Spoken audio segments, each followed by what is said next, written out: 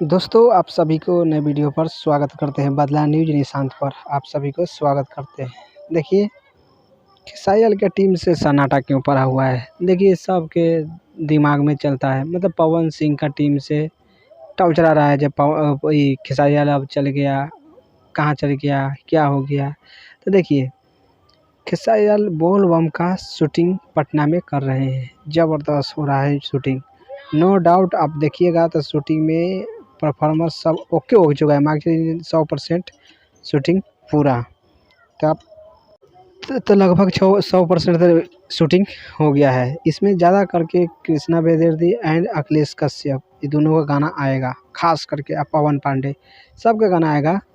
तैयार रहिएगा, मज़ा ही मज़ा आने वाला है। बोल बम को समझिए सन्नाटा है तो समझिए कुछ न कुछ रिकॉर्ड बनेगा तो बनेगा। एकदम विश्वास मानिए, मानिए या ना मानिए दूसरा बात है, लेकिन रिकॉर्ड बनेगा। तो चलिए इतना आपको रिपोर्ट बताना था। तो वीडियो अच्छा लगा तो लाइक सब्सक्राइब भी कर सकते हैं। देखने के लिए थैंक्स।